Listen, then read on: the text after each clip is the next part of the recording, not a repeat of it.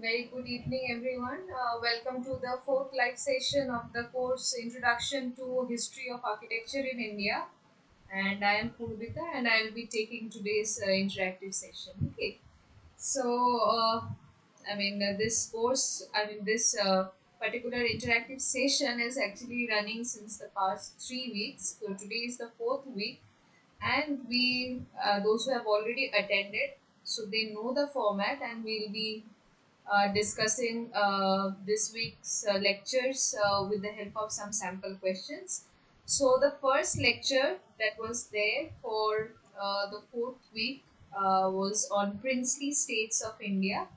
The second was on the colonial architecture in India. The third was on international Art Deco and modern styles of architecture, particularly taking into consideration the influence of the Western architecture and then its influence in Indian context as well. So that was the primary focus of the third lecture, and the fourth lecture was mostly about architecture today, commerce, and creativity. So it basically dealt about how architecture is slowly transitioning into something very commercial. Okay, and it also talked about the regulations, the Council of Architecture and the Act of 1972 being which is regulating which is basically the Architects Act, and how that is regulating the kind of buildings that are being built today. Okay, and fifth lecture was mostly about review. So that's, I think this is something, this particular structure is being followed for the other 3 weeks as well, and it doesn't, I mean, it's the same. The overall structure is almost the same.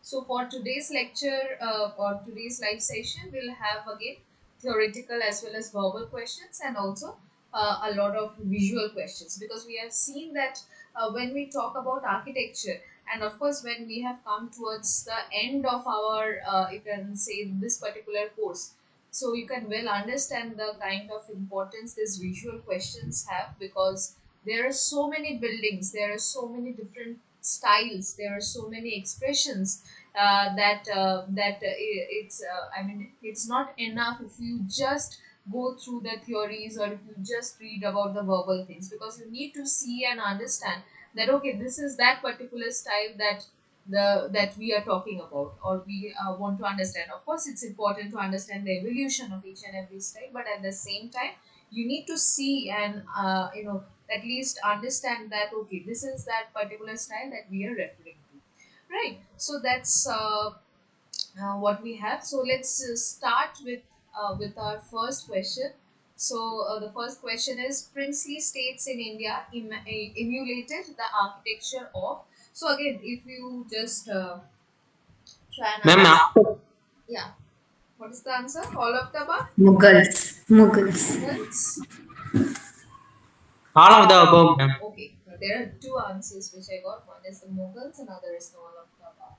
So it's actually all of the above, because if you look at the princely states, yes, the princely states of India, mostly who were there, for example, the Nizams, then there were the Nawabs, Rajas and Maharajas of Rajasthan. Raja. So these were basically some of the princely states that evolved, or that spurred after the towards the end of Mughal end of Mughal rule. Okay, mostly after Aurangzeb. Even then, it continued. The Mughal rule continued, but it was not very strong or not very prominent as it used to be during Aurangzeb's time, right? And if you look at the Nizams, Nawabs, Rajas, and Maharajas, so initially they had the Mughal influence, and then later on they had the British influence on them. Okay, just a second.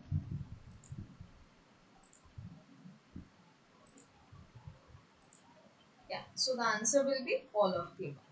Okay, next one. Second question is, Chandigarh was designed by. Le Corbusier. Yes. So Le Corbusier is basically, he's one of the very very celebrated architect. not just architect but architect planner, you can say, in India. Although he I mean he was not an Indian by origin, but he has tremendous number of works, particularly in the belt of Ahmedabad and surroundings. Okay, so I'll just go to the details, but before I go, okay, so if we talk about Chandigarh, so Chandigarh was basically designed by Le Corbusier and Pierre Genre. Uh, they now after independence, so 1947. If we just go back slowly, I mean very briefly to the context. So after 1947, Jawaharlal Nehru was the first prime minister of our country, and he envisioned India to stand, to stand amongst one in the modern world. Okay, so India just got independence, but by that time, if you look at the Western countries, they were already flourished and they had, I mean, great economy and all, but we were we because of the colonial rule, we were somewhat behind everything. So it was then after this 1947 this things happened, and in 1951 the planning commission basically started to propose the 5-year plan. So that's again a very different, I mean I won't get into the details of it, but it was then at that period of time in 1951 that Chandigarh, this proposal to build a new planned city started. Okay, and Le Corbusier was basically invited to design this particular place. So Chandigarh, this is if you look into the plan, it's a very very, it's a gridiron plan. We call it a gridiron plan. If you look at, the overall structure, also it has wide roads, and it had also had a central capital complex. Okay, or the it's not capital but it's capitol. Okay, so the central capitol complex, the complex, there are several buildings. For example, the secretariat building, the palace assembly, the palace assembly buildings. Okay, all these buildings were designed by Le Corbusier himself. Okay, and not only that, the kind of road network this particular city was designed with was very very hierarchical. So there's this V1 to V7. So V1 basically talks about the arterial roads, and slowly it gets down to the pedestrian roads, that's V7.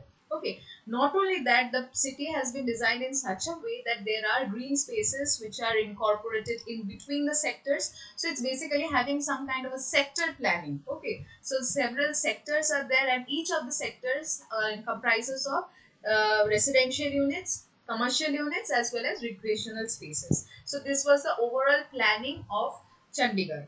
Also, apart from this capital complex, there are several other buildings. For example, the Punjab University or the Open Hand Monument. You might have seen that this kind of this open palm building a lot of times. So all these were designed by Le Corbusier. That again reflects the modernist design principles. Okay, I just, there are people who are joining. Yes. So this is about Chandigarh.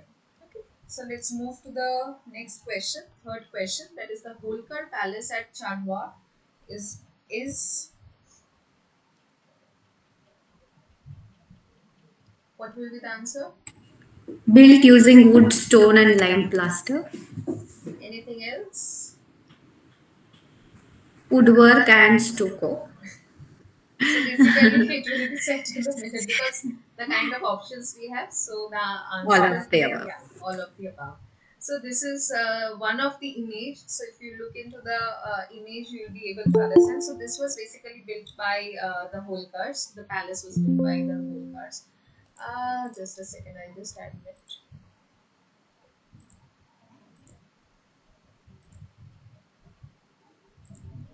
Yeah. So this particular palace was built by the Holkars. Again, this goes back to the discussion of this particular topic goes back to the first lecture, that is the princely states of India, and a number of palaces. They were built by this different not rulers, but yeah, they were a type of rajas, maharajas, whatever you say. So if you look into this particular, specifically this the architecture of this particular palace, so you can see that there were. I mean, during the lecture, it was said that the entry was basically through a grand stone wall, okay, with some kind of massive walks that were there, massive doors that were there, and also this use of extensive use of woodwork. I think from from the image itself, you can understand this kind of columns that you see, or the balustrades that you see. All are these are all made of wood only, right? It's very evident from the image itself, and also stucco plaster work. So stucco plaster work, again, it's a type of plaster work that's done, and a lot of moldings and carvings can be done because of the stucco work or stucco work. Okay, and so that's again there, and also there are extensive decorations in wood. Okay, so if you look into the brackets, although because of some kind of light or something, this particular image, I mean, you can get some kind of a sense of, can you see this kind of intricate woodworks that are there for the brackets that are there for the columns. So that's again an extensive work of woodwork. Okay, so that is also this particular palace is also set. I mean, there are a number of courtyards as well in this particular palace. So these are some of the salient features of the Chanwad Palace, which is near Nashik. Okay. Yes. Next question. So that's a good example of modern architecture which is relevant to India is modern. Option First A. one, Option A. astrophysics. Okay, yes. So I did hear two voices. I did get, I think I got the first, I mean, first one is correct, but yeah. So it's the Inter University Center for Astrophysics and Astronomy and Astrophysics in Pune. And can someone tell me who designed it? Charles Charles Correa. Correa. Great. So yes. So this is just one of the image of the courtyard. So this, as far as I remember, once you enter through the main gateway, so it's basically a campus for this astrophysics and astronomy students. And however, I was lucky enough to visit this particular place, and so once you visit, you get to see this big kind of a courtyard with this plaza, the steps that you see, and this is very very typical of Charles Correa's design, the use of extensive use of courtyard, or if I say that the of the kind of massing that you see, the kind of use of mass and voids in the buildings, okay, and the kind of punctuations that you see in each of these walls. So this is very typical of Charles Correa, and the kind of scale that you see, that's very humble. It's not a very 3 or 4 or 5 storied or even more than that. It's not something like that. It's a simple two-storied building, but you have a lot of details and a lot of spaces being created. And when you visit, you feel that there are this different you can see that, okay, from this particular place I can see a particular tree, or and for as for this particular building, or for this campus, there are these monuments. I think you can see some, not monuments, sorry, the statues of great scientists. Okay, so those were placed, and as you move around, you'll be able to see one after the other, this statues. Here, if you see very carefully, this is actually the statue of Newton. Okay, so it was it's something like he like it describes the moment when he saw the apple falling. So that's something there. Okay. Okay, this is another building. Can you recall which one is? This is again Charles Correa's design, because from the expression or the language of the architecture, I think you all got that. Yes, this is Jawaharlal Kala Kendra. Jawahar Kala Kendra. Absolutely Okay. correct. So this is Jawahar Kala Kendra. It's in Jaipur, and Jawahar Kala Kendra is based. I mean, the plan of this particular building is based on the plan of the Jaipur city itself. So Jaipur city is built like it's basically it was designed, or you can say it was planned by Savai Jai Singh with the help of of a very famous planner and architect, Vidyadhar Bhattacharya. And so it's based on 9 grids. So if you just divide a particular square. So the city of Jaipur is based on these 9 grids. For Jawahar Kalakendra, what Charles Korea did, he basically took this particular box out of the box, and he just rotated it and placed it.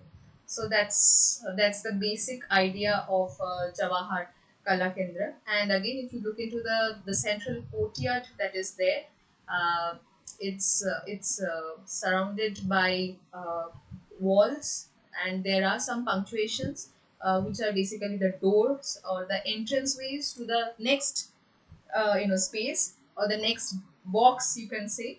And apart from that, the courtyard has a number of steps, the kind of plazas that are created. And currently this particular building is being used as a public building only, where there are art exhibitions. Then there's a small cafe, and there are students who are coming, and there are these graphic studios and all these things which are being used by students of different disciplines. Okay, so that's Jawahar Kala Kendra for you all. Okay, now coming to the next question, that is palaces built in 18th and 19th century imported what from Europe and other countries?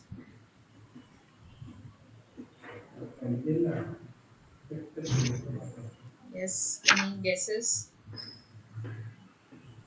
No? Glass, tiles, and timber material. Yes, it's the glass, tiles, and timber materials. So basically, if you again go back to the lecture, the first lecture of fourth week, uh, if you all remember Udaipur Palace, when Sir Professor Sohoni was discussing about Udaipur Palace, he did mention, I mean, not just Udaipur Palace, there were also other palaces when he was mentioning that uh, the tiles that were being used, the wood that were being used, they were all being imported from Europe or some other European countries. Particularly Italy's tiles, they were very famous. Okay, so tiles were being imported from Italy, or timber was being imported from Burma. Okay, or Myanmar, what we say. Belgium is very well known for glass. So Belgian glass. Also in the city palace of not just Udaipur's city palace, but also Jaipur city palace, there's this Sheesh Mahal. And in this Sheesh Mahal, so there are glasses which are used. Okay, so it was, I mean, it has a different story, but whatever it is, so it has a lot of mirror works, glass works, and mirror works. So all those glasses and mirrors that are used in Sheesh Mahal are imported from Belgium.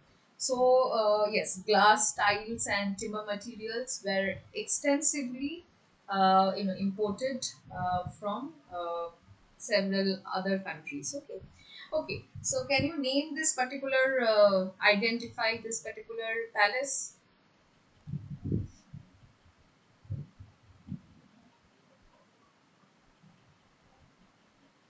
No. Is it the Maharaja? This is the palace of Maharaja of Patiala, or which is also known as the Kila Mubarak. Right. So this was built something around 1780s. Okay. And this particular building, you can see that it has both, this European influence as well as the Mughal influence. The Mughal influence, particularly if you look at the entrance way, you can see the use of Ivans or the Iwans that we were discussing in our last two classes, like the Timurid influence, which ultimately brought the concept of or the this design of Ivan in our in India. And you can see the use of this multifoil arches. Okay, so all of these are very Mughal styles or Mughal elements. But at the same time, if you look at the plan, although the image of the plan is not here, but The plan is basically having very European influence. Okay, so yes, this is one of the example of the palaces that were discussed in the course. This one,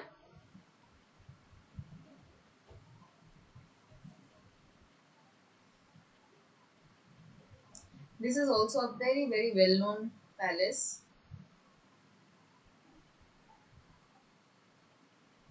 It's the Udaipur City Palace in Rajasthan.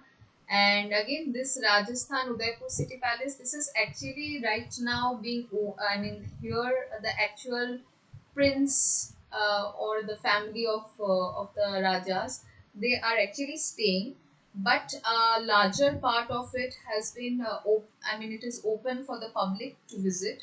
So this is again a very, it's one of the marvel in the if we talk about the architecture uh, in India, and this was I mean this has a series of entrance portals. Okay, so there are a number of smaller mahals, you can say, as they call it. So you enter through an entrance way, and then you come across a bigger courtyard, and then you again enter through another entrance way, and you again come across another mahal or another courtyard which is surrounded by courtyard. So this concept of courtyard, not just for this Udaipur city palace, or not just for the palace at Chanwar, or the palace of the Maharaja of Patiala, the Kila Mubarak that we were talking about. So for all this, princely states, the palaces of these princely states, one very very common feature was the extensive use of courtyards.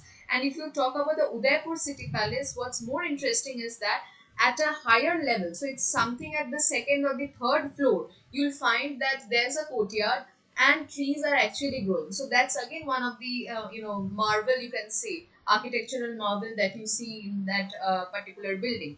And that particular image has been shown in the lecture class as well. Although I haven't put it over here again, but yes, and for Udaipur City Palace, as I was just discussing, the marbles or the tiles that were used, or the wood that was used, they were all imported. Okay, the glass that were used, they were all brought from Belgium. Okay, so let's move to the next question. Yeah. So the sixth question is about the Marathas built palaces that Ye borrowed architectural elements from Mughals. and Both of the both of the above. Yes, and they were also based on vernacular domestic architecture. If you carefully listen to the lecture, uh, one very important thing that was repeatedly being said was that all these Mughal elements that you see, or the European elements that you see, or the European style of planning, or the Victorian style of planning, whatever. I mean, there were a number of styles that were discussed throughout the lecture, throughout this fourth week's lecture, right? But what's very important to note is that each and every style were somewhat, even if you look at, if you even if you just go back to third week's lecture also, you'll see that all these architectural styles, they had their origin somewhere in the west. Okay, be it Persia, be it Europe. But when it came to India, we can't forget that the artisans or the masons who were actually building it, they were Indians. So they were somewhat accustomed, or they knew, I mean, they had a very vernacular style of, I mean, the local style of building. So whatever elements came from whichever place, be it during the transition from the sultanates to the Mughals, or before the sultanates also, or be it during the transition from the Mughals to the British. Okay, because since British was the only one which was discussed extensively, because we were under the British rule only. But whatever transition you see, even when we talked about the indication of the Marathas and the Sultanates, even at that point of time, I think you have noted it very carefully that, of course, architectural elements were borrowed from some of the other power that was coming, or that was there, but at the same time it was very much based on the vernacular domestic architecture. So this is something, this point just don't forget. Okay, so although elements were borrowed, be it Mughal, be it from the European style, be it from the Sultanate style, if you go back, but it was also modified in a way that matched the domestic style of architecture. Okay, is it clear? Now coming to the seventh question. So name the pillar orders that followed by the that was followed by the neoclassical architectural styles.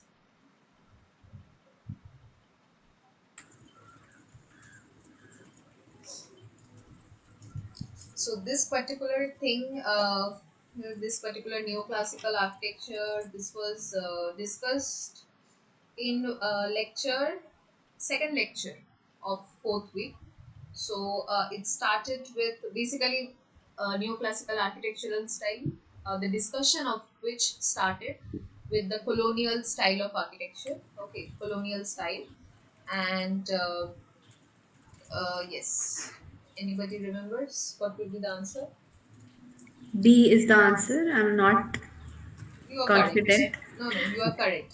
Okay. It's Ionic, Corinthian, Doric, and Tuscan. Now, although in the lecture it was not much discussed about this Ionic, Corinthian, Doric, and Tuscan, but just so that you people remember, I have added a bit on this neoclassical, I mean classical architectural style. So basically, classical architecture. So neo-classical. Neo means new. This is something you all understood. I think there's no confusion regarding that.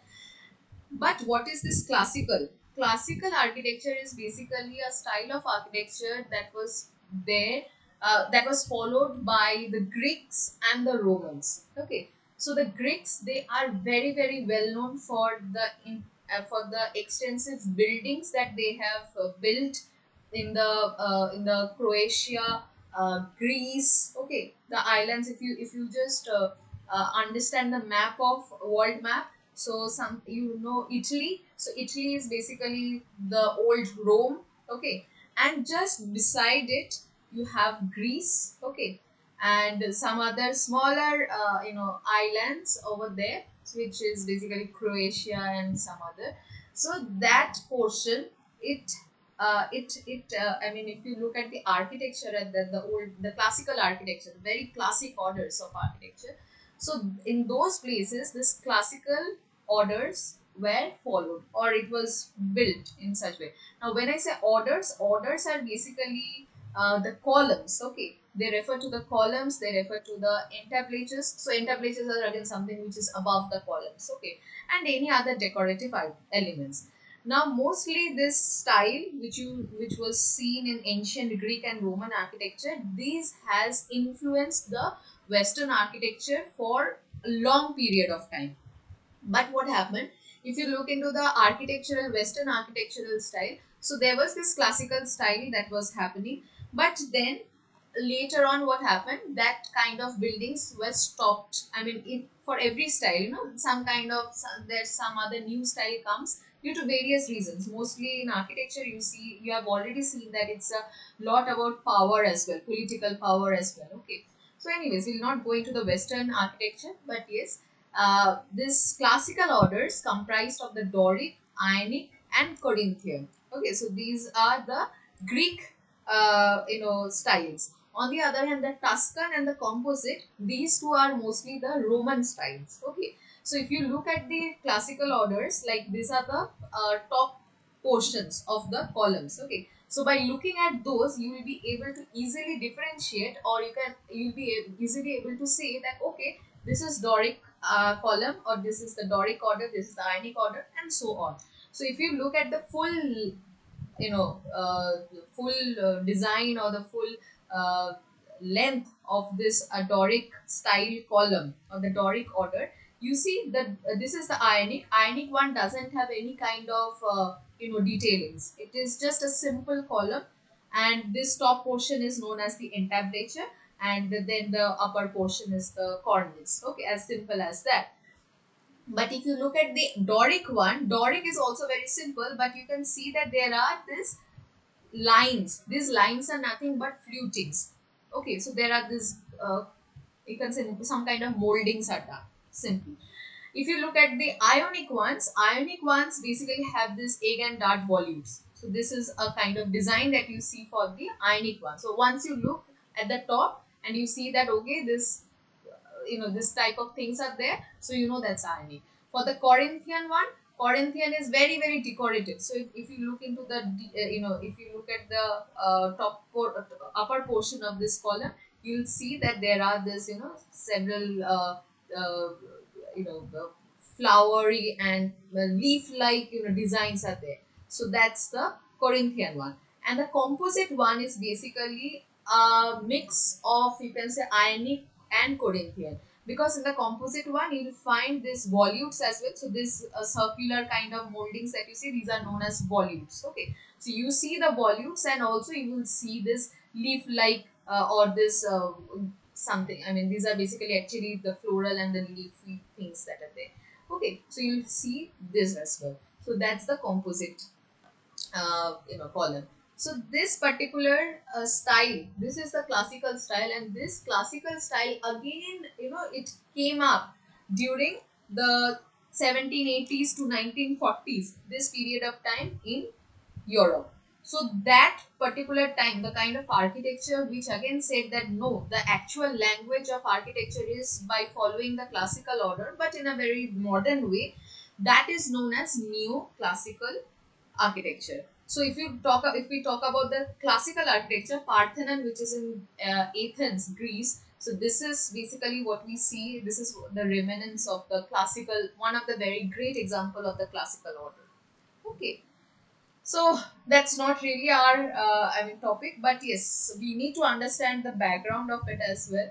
And that particular classical order came up in Europe, and as you know that the European or the Western influence resurfaced in India as well.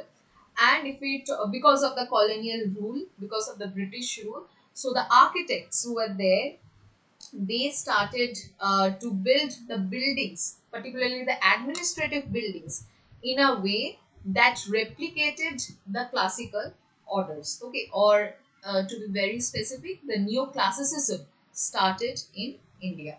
Okay, also the use of pediments. So you see, this is this triangular structure. So this is very typical of the classical style, and this is known as the pediment. So these were being used in the buildings. Okay, now can you recall that what is this particular building? Palace in Hyderabad? Uh, Not no, sure. not Hyderabad, because Chennai is written over here. So that's what you Stop said. it. Ripon building. This is the Ripon building in Chennai. Okay, so again, Ripon building, this particular building's name has been you can say has been discussed quite a lot of times. So I suggest that since you have this this visual questions, it's important that you start recognizing some of the buildings. I know it's a lot of buildings, but we know, I mean, we have to look into it as well. Okay, so let's move to the next one. That's the only Indian. Up, Balakrishna Doshi. up. It's BV Doshi, option C. Correct. So, with that, since we are already talking about B.V. Doshi or Balakrishna V. Doshi, we will see some of his buildings. Okay. So, this one, can you all Is identify? the is office building. Vastu Yeah, Shah. it's his office building. It's Sangat. Vastu Shah. And as you can see, the use of reinforced cement concrete or the RCC, and also the kind of you can see the brutalist expression in his design, that is also there. So this is something, the brutalism or the brutalist architecture. This is something which was extensively used by Le Corbusier, and B.V. Doshi actually worked with Le Corbusier. Of course, it's. I mean, you are definitely going to see that expression in his buildings as well. So yes, this is Sangat. This is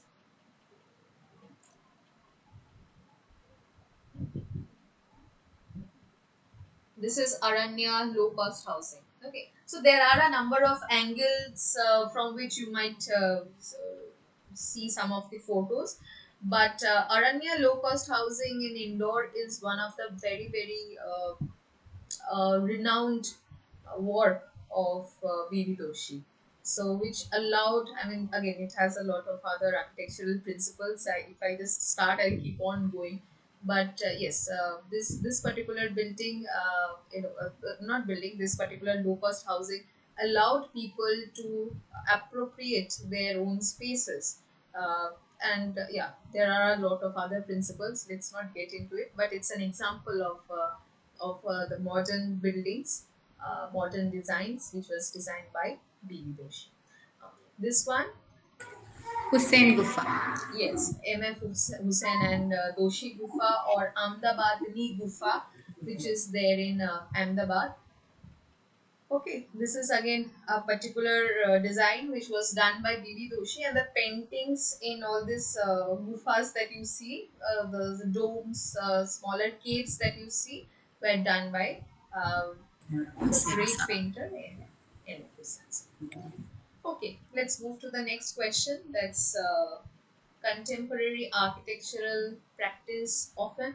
So this particular question is more towards the end, the last question, the last lecture that was there.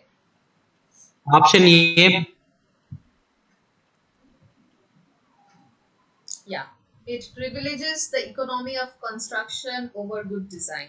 So, if you remember that in the last lecture, Professor Soni was mostly talking about how the architectural practice has evolved over time, and if you look at the current state. It mostly privileges the economy of construction. So the economies of scale, how fast a particular building can be built, and also not just fast but also at what cost it can be built, rather than mostly focusing on the good design. So yes, that's the answer. Next, 10th question. The architectural style that first tied India to an international architecture was. Art Deco. Modern. No. It's Art Deco only. Okay. Absolutely correct. So if you which lecture, you'll find it in the third lecture of fourth week. So if you just go back and check, you'll see that it starts with the earlier 20th century's architecture in the Western world. Particularly, Sir talks about the Seagram building. Okay, the international style, the use of not the use, but rather the buildings were now, I mean, the skyscrapers were now being built. Okay, and the lower portion, the lower one or two floors, stories, and the top stories, they were extensively decorated. Okay, whereas the middle portion, it was very functional and it was a no nonsense design. Okay, so that's basically the initiation of the international style of architecture, prominently by Mies van der Rohe. Okay, and that again, I mean, from there, Professor Soni takes us into the Indian context, where the Art Deco style was basically referred as the first international first architectural style that tied India to the international architectural style. Okay,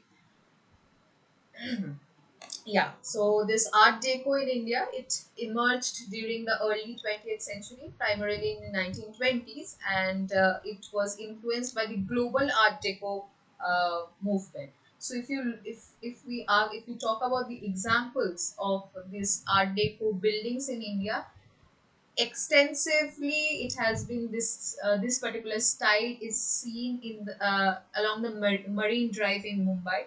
Okay, so this is again one of the example of a building. Sorry, one of the example of a building in Marine Drive that was also shown in the lectures as well. And if you see that the design of this particular buildings of this style, so it has very bold geometric shape. You can see the curved balconies. Okay, So if you segregate the balcony, or if you segregate one part or one portion of the building, it doesn't really makes any kind of sense, right?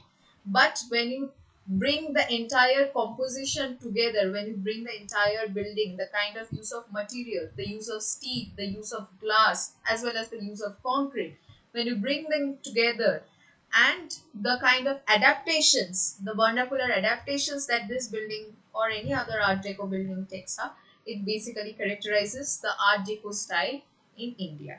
Okay, so this particular style has been particularly seen in the presidency cities, the Mumbai, Kolkata, Delhi, and also to some extent in Madras. And you can see that this particular style is very decorative. Okay, and the kind of use of materials, or the kind of use of individual elements, they are very uniquely placed, and everything brings, I mean, everything together makes the design. So not only not only this particular building that you see, there are other examples, Art Deco examples. I think I have put it somewhere later also. But yeah, also the Bank of Maharashtra, which is there in Pune, that's also another example of the Art Deco style in architecture in India. Sorry, not architecture. Okay. The next question, the 11th question, the famous Victoria Terminus station in Mumbai is a representation of.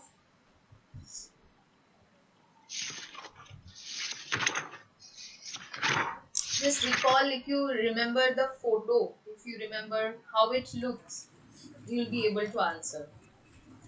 Lakshmi Vilas Palace, like similar to that architecture, Yes, which is if not, I mean, it's not very wrong, but Lakshmi Villa Palace's style is a bit different from the Victoria Terminus station.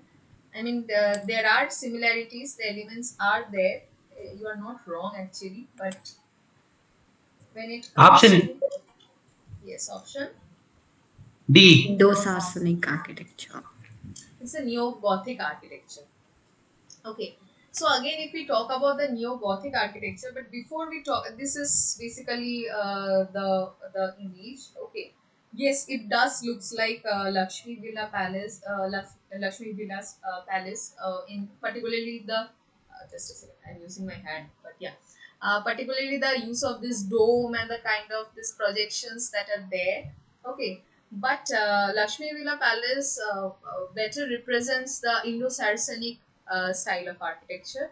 Whereas if you look at the Victoria Terminus station, or the Chhatrapati Shivaji Maharaj Terminus in Mumbai, this is a better representation of the neo-Gothic style of architecture, particularly because of the usage of pointed arches, the tracery windows. So the tracery windows, or the tracery windows. So these are here. I think you can see. So these are known as the tracery windows, which are very typical of the Gothic architecture. Now again, I'll just quickly show you some of the examples of Gothic architecture in Europe. So we were talking about the classical architecture, and after the fall of the Rome. Okay, so what happened? Basically, there's this group of Goths. So they were a group of people.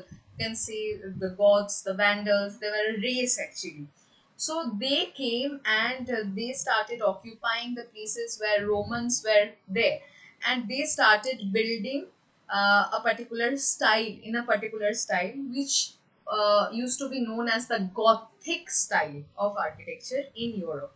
Okay, and that particular Gothic style in Europe started giving the buildings a height.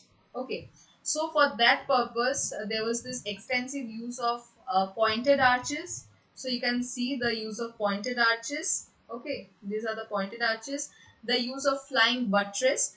Flying buttress is basically meant to support the taller buildings. Okay, because once the buildings rise higher, okay, and these were all load bearing structures, so there will be wind pressure. Okay, in order to what to support these buildings, there was this buttresses or external supports that were, or external column kind of things. Although column is not the correct terminology, but yes, to just make you all understand, these external things or buttresses were provided. So these are very, very typical of the Gothic architecture in Europe. So Notre Dame Paris is one of the very well known example of the Gothic architecture in France or in Europe itself.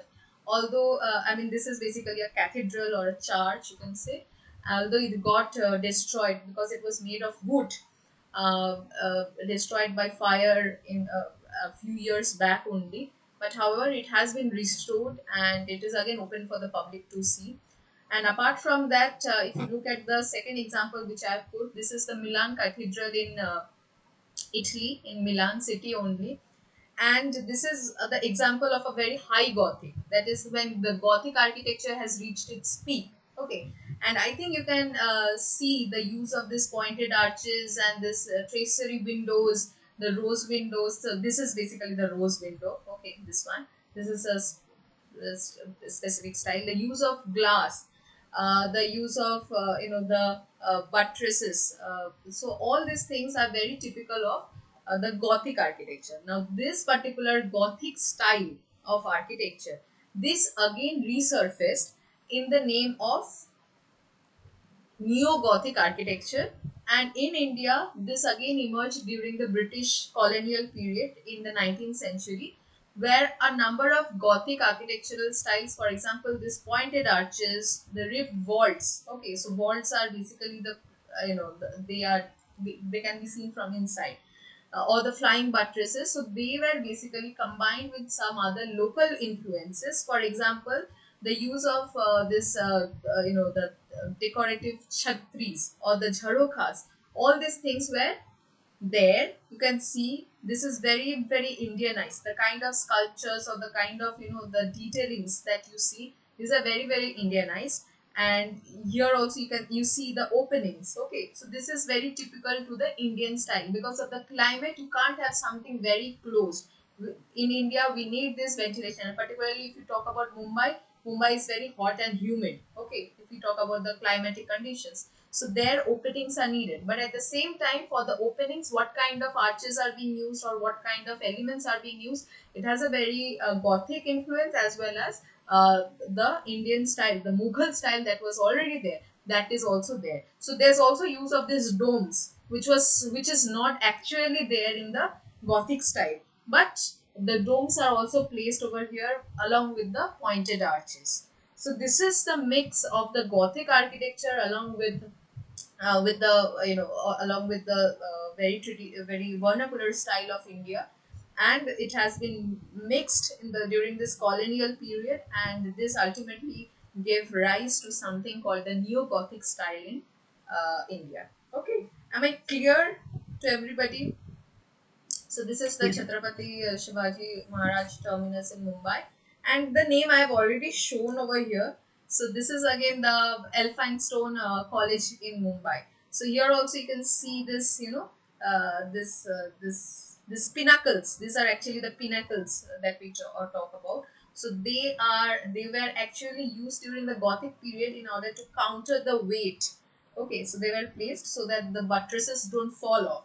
But here you see the use of again the use of that similar kind of elements over here. Okay, so that's the Elphinstone College in Mumbai. Apart from that, there were several other examples also, the neo-Gothic style. For example, the Crawford Market in Mumbai. Okay, there was this Madras railway station, or the current Chennai Central station. Then Victoria Terminus, we have already discussed. The Bombay High Court, again another example of the neo Gothic style.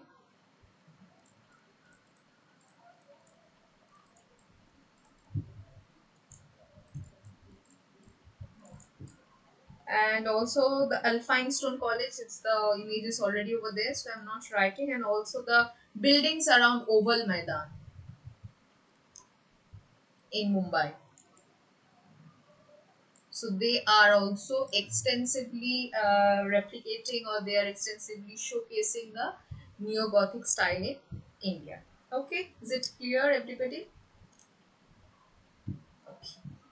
I hope it's clear. And we have our last question, that is, what is the significance of Jaipur portfolio of architectural details in relation to the Indo Saracenic architecture? I think you'll remember that there's this reference to Jaipur portfolio in the second lecture of fourth week, and while Professor Soni was discussing about the Indo-Saracenic style of architecture, he also talked about something called the Jaipur portfolio. Okay, and which was basically an amalgamation of the British logic with the Indian elements. So I've already given the answer for it. Yes. Yeah. So option A is the correct one, correct option. So it served as a key reference for integrating British classical styles into Indian architecture during the colonial period. Okay. So, if you look into the Jaipur portfolio of architectural design, so it's basically nothing but a very, very comprehensive collection of architectural drawings that were done under the supervision of Samuel Swinton Jacob. And this work was particularly created under the patronage of Savai Madho Singh of Jaipur. Okay, so or this Jaipur is actually Jaipur only, the name that you, the spelling that has been used, and also this particular portfolio is organized into several parts that emphasizes on each and every architectural element. For example, the copings and the plane, the pillars, the caps and the bases, the carved doors, the brackets, the arches, as well as the balustrades. Okay, and this particular Jaipur portfolio had a very, very huge influence on the British colonial architecture. So, as you can see, particularly when these Indo Saracenic buildings were being built, one of which was also very well known architect George Whitfield. Okay, so when he designed it, they all basically refer to this Jaipur portfolio. And if you look at the the this Indo-Saracenic buildings, for example, the Albert Hall Museum. I have the image in the next slide. Or if you look at the Mayo College of Ajmer, so these are all designed by Swinton Jacob, and they showcase the synthesis of this amalgamation of the Indian as well as the European style of architecture. So yes, if you look into this particular image, this is the famous Albert Hall Museum of Jaipur, just outside the Pink City, you can say the boundary. Okay, and if you look at the elements of this particular building, for example, the domes, the use of chhatris, the use of jharokhas, okay, or the arches and the brackets that you see, and also the very, very intricate floral as well as the geometric carvings, the ornamentation that you see. These are all influenced by the Indian temple and Mughal art. So it's again taking into consideration all the styles that were already there in our in our country. Okay, so yes, this is the Albert Hall Museum, and if you look into the impact of the Jaipur portfolio on particularly on the public and institutional buildings in the British period, so you can see that the High Court in Hyderabad, so the image of which has been given over here. So you can see the the use of this domes. These domes are very, very Mughal domes. The onion shaped domes, the bulbous domes. Okay, the use of these arches are there. But at the same time, there are this use of smaller minarets that you see, the use of ivans that you see. But at the same time, the plan is very, very European. European planning has been done. So if you look at the High Court of Hyderabad, it also reflects the Victorian European planning, very similar to that of that we find for Lakshmi Vilas Palace in Vadodara as well. Okay, is it clear? Did you all get it? So let's move to the last segment of today's lecture, that is to identify some buildings. Okay, this one, although there some of the images are a bit pixelated, but I think from the the uh, overall details, I think you all will be able to somewhat understand. Not somewhat, but you all will be able to understand. This one, do you see the very very some kind of it's not very modern building. Okay, it's not a very very modern building, but yes, you do see the use of this chhatris. Okay, you see the use of bangla roof, the curvilinear this pattern. Okay, you see the use of this kiosks or the chhatris. You also see the use of grand entrances through pointed arches or the porticos. Okay, also what else, here are also the use of arches. These are here you see the use of multifoil arches. Okay, so also the kind of material it says, or the kind of design that you see, it's not very modern, but somewhere in between, right? So in that way you have to slowly start identifying the buildings. So this is actually the Bara Imambara of Lucknow. So this is again one of the example of a building during which was built during the princely states. I mean during this the time when the Mughals declined and the princely states started coming up. So this was again the Nawabs. Okay, this one,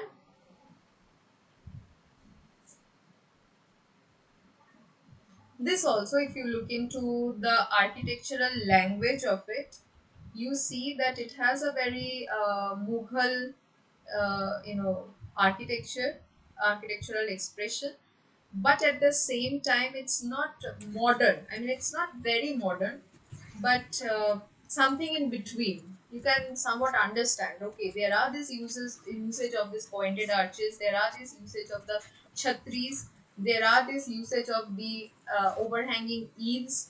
Okay, but at the same time, I mean, can anyone recall this? Palace at Hyderabad. Yes, it's the Chowmahalla Palace in Hyderabad. Very good. This one, Looks like Mysore Palace. yeah. So again, this is the Mysore Palace. Okay.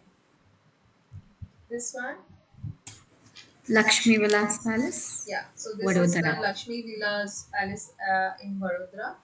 Uh, so these Mysore Palace, or you can say this Lakshmi Villa Palace, even the next one I'll show you. Apart from that, the palace at Chipok in Chennai, they were all built during the late 19th and the early 20th century. Okay. So yes, this is the Lakshmi Vilas Palace. This one, Vidhan Sauda. Looks like Vidhan Sauda in Bangalore. yes, yes, absolutely correct. I think I have kept one image of Vidhan Bhavan also. So I don't recall, but yes, I think I've kept very similar. I mean, it's not wrong. But if you look at the material, the use of material, this is very very typical to Rajasthan. The use of yellow sandstone. Okay, because of the abundancy of that particular material, and not only that, because of the climatic conditions, this material is very very. I mean, this material is extensively used. Okay. But yes, this is the Umaid Bhavan Palace in Jodhpur, and again, this was built somewhere towards the end of 19th century and towards the early 20th century. Okay, this one, this is now I think just the transition. If you see the kind of architectural expression the palaces had, I think you somewhat got that, you were like somewhat you understood that this is very, Neoclassic with yes, this is very different Mumbai. because of the use of these columns that you see. but it's not the classical style, of course. The actual classical style is very different. I mean, it's if not very different, but it's different, of course, because it's, you can say that it's a replica of something which used to happen. So yes, this is an example of the neoclassic architecture, neoclassical architecture. But yes, what is this building? Although the name is Town somewhat Hall. Indian. Mumbai Town Hall. Yes, this is the Mumbai Town Hall. Correct. This one. Mythic Society, Bangalore. Yes, this is the Mythic Society in Bangalore. Again, the use of this pediment. This is the pediment. You see the triangular portion. Okay, and this rectangular portion is known as the entablature, and then you have the columns. And here, as far as I see, some kind of Corinthian only, because although the image is not very proper, but maybe some kind of Corinthian or composite. I don't think it's composite, but maybe it's Corinthian Corinthian. only. Yeah, Korean. Corinthian order of Corinthian order, or this styles or columns, which we call it in classical architecture. So those are also used. Okay. Also, if you look at the moldings of the door, the arch that has been created, the cornerstone is very prominent. Okay, so again, this is a very this particular style is very, I mean, you can well distinguish from the other styles, and this is of course the neoclassical style, the Mythic Society. This one, Neo Gothic style. and name, it's the Sorry. Bombay High Court. Okay. So, Bombay High Court is an example of, yes, absolutely correct. It's a new Gothic style because, yes, again, if you look into this and if you look into this, you can well understand the shift, because primarily because of the use of the arches, the pointed arches. So, that's very typical of the Gothic style. Okay, the these pinnacles that are used, this triangular kind of a shaped pinnacles, and then you see the use of this arches. Okay, and if you look at a very zoomed image, you'll be able to see the use of tracery windows as well. Okay, so it's something like if these are the windows, so it's something like, the use of these things. Okay, and then there are the window is basically built. So that's how that those are referred to as the tracery windows.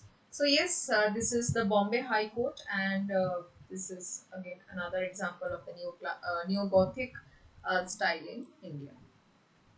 This one I was already discussing. Chennai Terminal. Yeah, it's a Chennai Central terminal, or the Madras railway station, as it used to be called. Okay.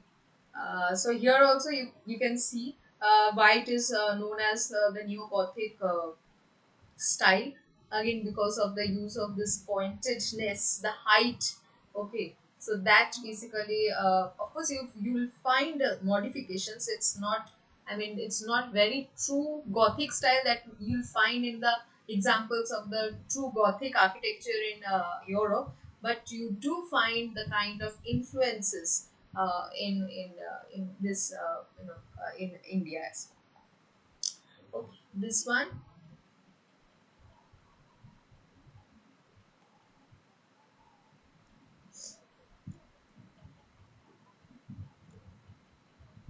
Here you see the use of dome. Here you see the use of, although this, I mean, I tried finding a different image, but this front portion was somehow, I mean, because of the use of this tree and the statue, somehow it was getting obstructed only. But yes, if you just look at the language of this particular style, so this is the Prince of Wales Museum, which is in Bombay, and this is a very well. I mean, again, a very good example of the Indo-Saracenic architecture, where you find that the plan is very European style, but the use of buildings, the use of ornamentations, they are very Indian. The use of dome is also there, and the use of brackets, decorative or the intricate work brackets are also there. Okay, so yes. This is the Prince of Wales Museum, which was designed by, I just said, George Whitfield. Okay. Whitted. Sorry, not Whitfield. Kanchenjunga apartment, Charles Korea. This is the Kanchenjunga apartment by Charles Correa. Okay.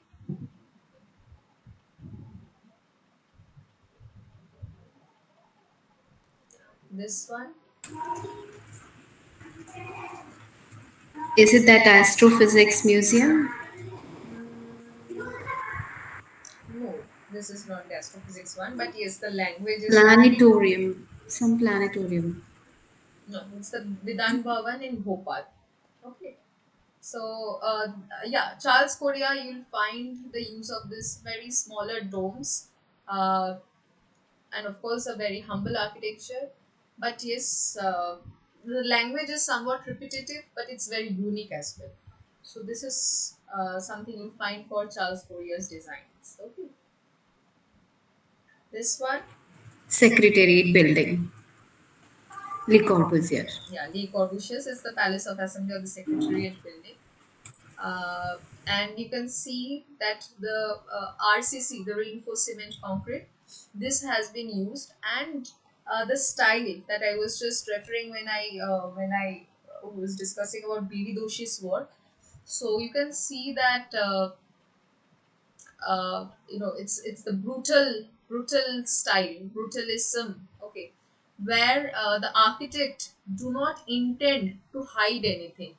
Okay, so even the marks of the formwork, because when you cast iron, you need to cast sorry, not iron, you need to cast concrete. Okay, so when you are casting it, you need some formwork. So some kind of wooden or metal formwork is used, and then you cast the concrete in it. And once the concrete, it sets. So there's this setting time of the concrete, can remove the castings or the formwork, and then it can be the concrete can be cured over a period of 30 days and so on. Okay, so if you look into these examples of these buildings, you can see that the formwork, the I mean nothing has been done over it, so it is left as it has been casted, as it has been molded, or rather it should be the word should be casted only. And that's the expression that you will find in most of Le Corbusier's work in India, particularly along the belts of Ahmedabad and in Chandigarh. Okay, this is again another very famous building of Le Corbusier, but in Ahmedabad. Yes,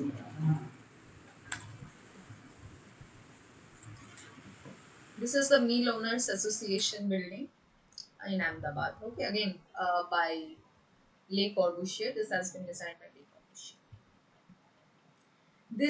This particular design is again it's by Le Corbusier, but it's not in India. The reason why I have again kept this particular image is purely because this has been discussed in details by Professor Sohoni. So just to be on the just so that you all revise it once again.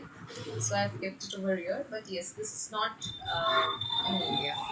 Villa Savoy, slender columns, ribbon windows. Yes, the pilotis basically. The slender columns that you just said, they are known as the pilotis, and the open ground floor plan. So again, that is very typical of Le Corbusier's design when he took up this particular style. Okay, and yes, it's Villa Savoy in France. This one, Ahmedabad, IIM Ahmedabad, yeah, hostel building. it's IIM Ahmedabad, which was designed by Louis Kahn. Okay, and it's extensive use of brick. Okay, actually it's made of brick only, and also you see the use of punctuations, or the use of this geometrical shapes, the circles and the squares, the semicircles. So that's what gives the language of this particular design. Okay, so this was designed by Louis Kahn. Okay, so I think those were the buildings that I had. Uh, so just, I mean, we have covered all the three, and today's fourth lecture. So just a brief review of this particular course. If you look into the span of this particular course, you will see that span as in the material span of the, I mean, the lectures that were discussed. So it started from 3000 BC, and it continued till today. So of course, the first lecture was mostly about the early architecture. Then it went to the Buddhist and the early temple architecture, the sacrificial altars and divine shelters. And the fourth lecture on of first week was mostly about the great temples that were built. Okay, and also it introduced you all to the very style of of temple architecture in India, the two important styles. One is the Latina style, which is prevalent in the northern part of our country, and the second one was the Kutina style, that is based on the adequals, the smaller units, the kutas and shalas that are brought together to build the temple, which is again referred to as the Kutina style. Apart from that, also the Latina style, or often referred to as the Nagara style of architecture. We also studied about the Shikhari style, the Bhumija style. Okay, and also we studied about the Vishara style, which is a combination of the Latina and the Kutina style. So all these things were discussed in details. If you just go back to the first week of this of the lecture, and then coming to the second week started with the Delhi Sultanate. So it mostly talked about the Ghurids coming in India, and then how the Tughlaqs, the Khiljis, Tughlaqs, the Sayyids, and the Lodhis, they ruled the sultans. Basically, the Delhi Sultanate developed, and apart from that, there were also these regional sultanates. For example, the sultans of Jaunpur, the sultans of Bijapur, the sultans of Mandu, also the sultans of Gujarat. Gujarat was I mean, it was discussed uh, extensively. Also the Bahmani Sultanate. All these were discussed, and also the kind of buildings that you see, that how the different elements were being used. All these things were discussed. Okay. The third lecture was mostly about the temple and the mosque, where the temple at Anwa was discussed. Okay, and also last, the Daulatabad fort was discussed. So it was built over a span of 800 years. The Yadavas, the Tughlaqs, the Bahmanis, the Nizam Shahs, all of them contributed to the development of this, yeah, development only, to the expansion of the Daulatabad fort. And also it talked about the different layers, or the wall, the Ambar coat, then there was this Maha coat, the Kala coat. Okay, so all these layers of the Daulatabad fort were also discussed. Okay, the basic architectural style, or the how a fort was designed. So all these things were discussed in this particular lecture. The third week was mostly about the Mughal architecture, part one and part two, where the Timurid influence was brought by Babur, and after Babur, how the remaining Mughal rulers, starting from Humayun. Although Humayun had a very small role to play, but yes, he did some. After that, Akbar came, Jahangir came, and then Aurangzeb came, and how each and everybody had their important role to play. Particularly, also Shah Jahan was there. I missed Shah Jahan. So Shah Jahan, how he actually, built extensively different, not just Shah Jahan, but also Akbar and Shah Jahan, and also Jahangir was very famous for the kind of, the building of bags, the gardens, the Shalimar Garden, and number of other bags were also discussed. So those were there for the Mughal architecture, part one, part two. Then the third lecture was mostly about the intrication of the Sultanates and the Maratha architecture. So how Marathas rose when the Mughals, they started to fall down, and also the Sultanate influence, the architectural Sultanate influence that was there. But at the same time, the Marathas were trying to develop their own, very own style of architecture. But yes, the extensive examples that you see, starting from the Mallikarjun temple to at the end, we also discussed of the Omkareshwar temple. So you'll see that how the design language eventually changed slowly. Okay, and also we cannot forget the influence of Sultanate, which was already there for 300 years. Okay, so this is something which was over and over discussed in the later lectures as well. So that was there, and lastly, the fourth lecture was about the Maratha temples extensively. So different Maratha temples, the early Maratha temples, the later Maratha temples, starting from the Khandoba at Jejuri to the Kashi Vishweshwar temple at Satara to Omkareshwar temple to Lakshmi Narayan temple at Satara. So all these things were discussed. Okay, and yes. So next was the overview, and lastly the fourth uh, the fourth, that is the last one that we had, that started with the princely states of India. So if you remember that there were a number of palaces that were being discussed, starting from the palace of the Maharaja of Patiala, the palace at Chanwand in near Nashik, the palace of Udaipur, the Imambaras of Lucknow, the Chomahalla palace of Hyderabad. Also, there were these references of Mysore Palace, the Chupok Palace, the Lakshmi Vilas Palace, and also the Umaid Bhavan. Okay, all these things were discussed. So we have also seen the images or the photographs of all those palaces. So try and remember, and also you understand that these princely states mostly developed because of the fall of the Mughal rule, and there were these smaller areas, smaller princely states that evolved with the help of these Nawabs, Nizams, or these Rajas and Maharajas all over our country. And then it started with the colonial architecture in India. So colonial architecture in India is basically based on the British architecture, their influence, and also how the British architecture it brought into the Art Deco style, or not the Art Deco style. Art Deco style was basically the international style, but the colonial architecture brought the neoclassical style, the neo-Gothic style, and also the Indo-Saracenic style. Okay, so these three styles were brought during the during the colonial rule in our country by the British, where both Mughal features, the Mughal architecture, the Indian elements, as well as the European style of planning was amalgamated. Okay, so that's the colonial architecture in India. The next one, the third one, was about international Art Deco and modern.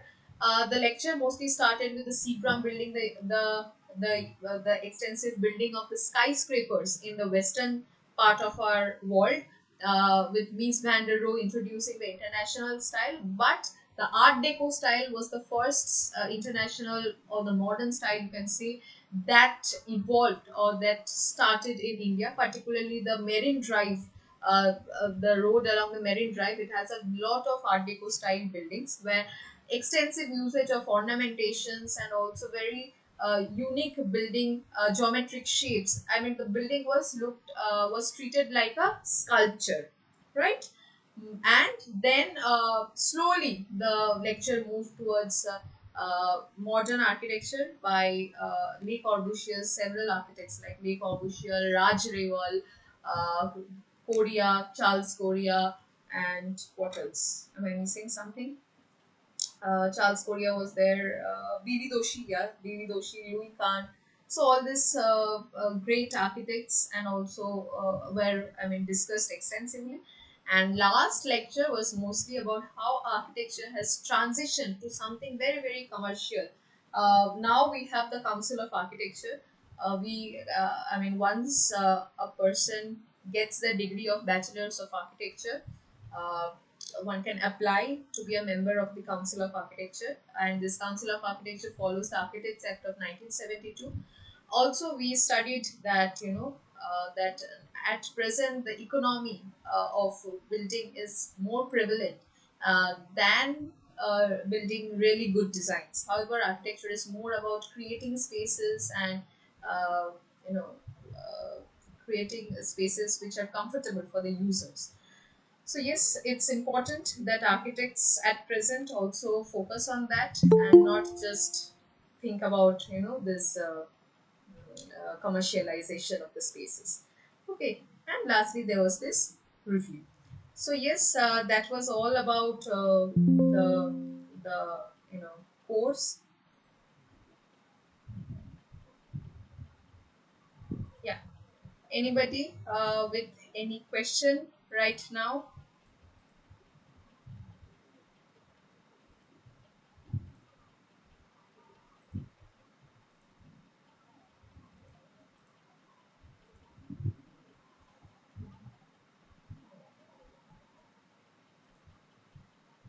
No question. So yes, I think the date for the exam has been given. It has been communicated to you all.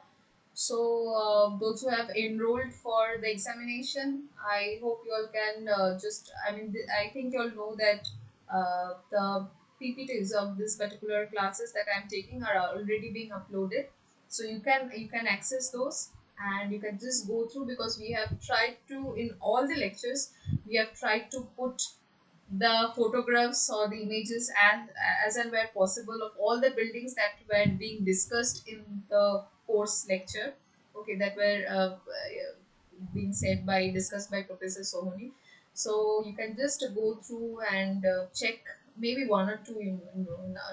It's not possible to provide each and everything, but I think the kind of examples that you see will help you to understand or distinguish between the different types of architecture at different period of time. Okay, so yes, this was a long, you can say, course. I mean, not in terms of the number of weeks, but in terms of the time period. If you see, starting from the Indus Valley civilization to the present time. So yes, it has been a long. I mean, the timeline has been quite extensive, right? Okay, Ankur, format of the final exam, mostly it will be MCQ as far as I understand. But yes, if you look at there was another person who has asked in the discussion forum as well. But details of the examination will be communicated to you one week prior only. Okay, so maybe you can wait for that, but I can at least you'll be. I mean, you'll get some questions which are some. Most of the questions will get something which we were already discussing, and also it followed the assignment that professor had already given to you all. So follow that. Okay, don't right now don't really expect the longer questions, but yes, if longer questions come, it will be instructed to you before you sit for the exam. Okay, so I hope you all got it, and if you all have any other queries, Ankur, okay, maybe it was a mistake. So yes, if you all have any other questions, you can post it in the discussion forum. It will be attended by someone or the other. Okay. So yes, thank you all, and it was great to take your class as well. Okay, have a good day. Thank you, everyone.